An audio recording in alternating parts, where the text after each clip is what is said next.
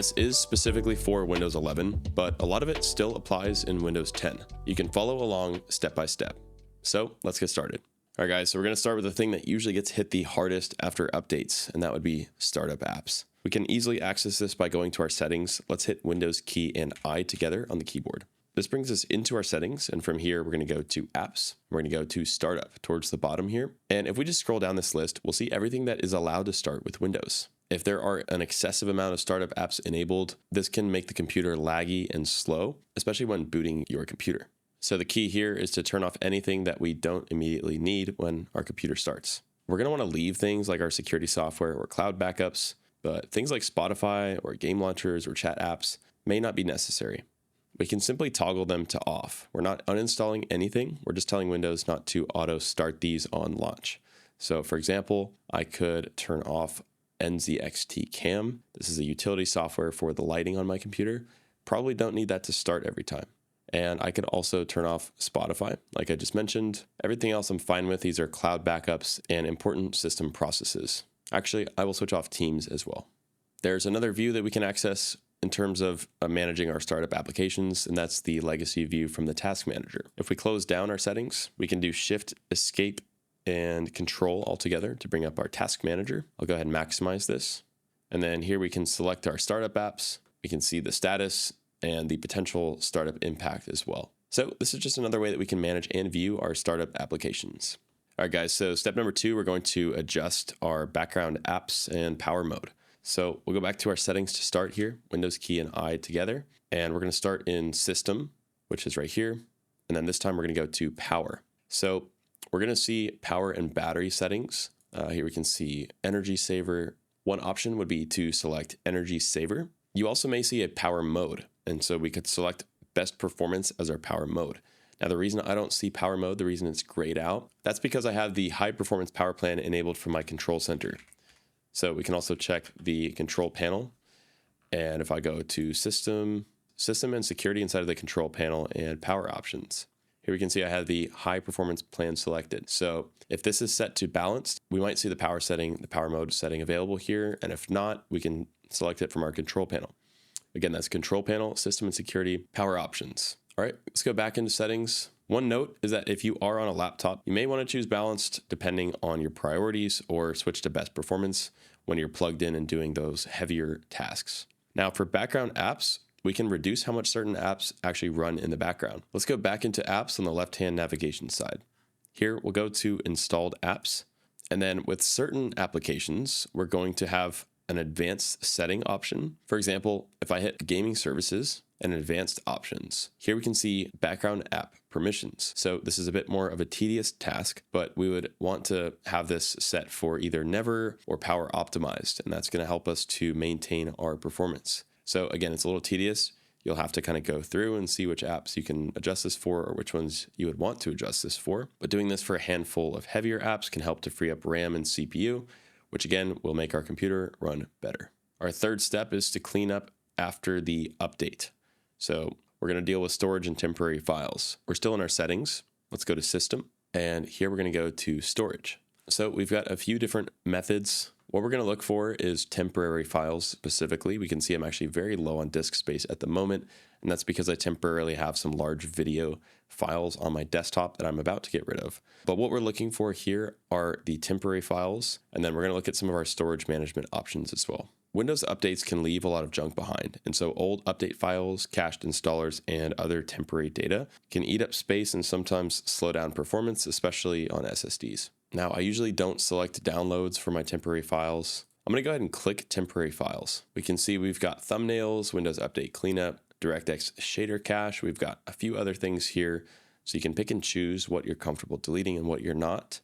Downloads come with a warning. These will typically have manually downloaded files that we may or may not want to get rid of. I have a folder hierarchy system where I copy everything out of my downloads folder. I am good to remove these. We'll click remove and we'll press continue. All right, and then while that's happening, let's go back into storage. And we've got a few other things that we can take a look at. One thing we may want to consider is storage sense. We can see I have this turned on. It's going to run storage sense once a week. This is going to delete files in my recycle bin if they've been there longer than a day. Same thing with the downloads folder. And we can also click to run this now. And lastly, let's look at some cleanup recommendations. So we have large or unused files, files synced to the cloud, or unused apps. If there are recommendations, you can look at those here and decide if you want to proceed. Sometimes you may see a previous Windows installation folder. That is essentially your rollback folder.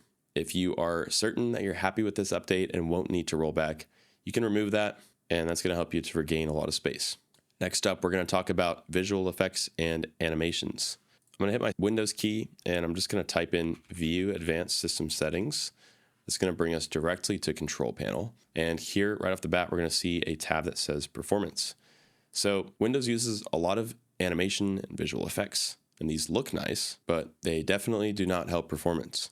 So on the Performance Options window, we'll click Settings, and then here we can choose Adjust for Best Performance. This is going to turn off basically all the animations, or we could also choose Custom, and then we could hand pick which ones we want to keep or which ones we want to delete. Turning these off does not change what your PC can do at all. It just stops wasting the resources on eye candy. On a fast machine, probably won't notice much, but on a slower one, this can help it to feel more snappy. So to apply the setting, we'll hit Apply, we'll let that load, and we'll hit OK. All right, so next up, we're going to talk about search indexing and what gets indexed. We'll hit the Windows key, and let's type in Indexing Options. Again, that'll bring us directly to a page in our control panel. Now, from here, we're going to click Modify. Our goal is to uncheck massive folders that do not need to be indexed. Windows search can be a hidden performance hit, especially right after an update when it wants to re-index everything. And so when we see large folders that we never search, like big archive drives or backup folders, we can go ahead and uncheck them from here. So one thing I'm not currently using is Microsoft Outlook. I'll uncheck that.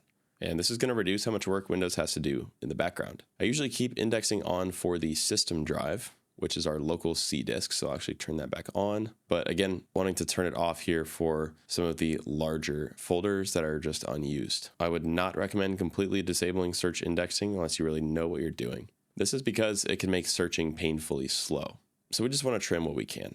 All right, number 6, we're going to talk about delivery optimizations. So let's return to our Windows settings with Windows key and I together. From here, we're going to go to Windows Update and Advanced Options. We're going to see a setting in here called Delivery Optimization. So by default, Windows updates don't just download files, but actually by default, they can also use your PC to send update files to other computers on the network. This is what we call delivery optimization, and it can use disk and network resources in the background.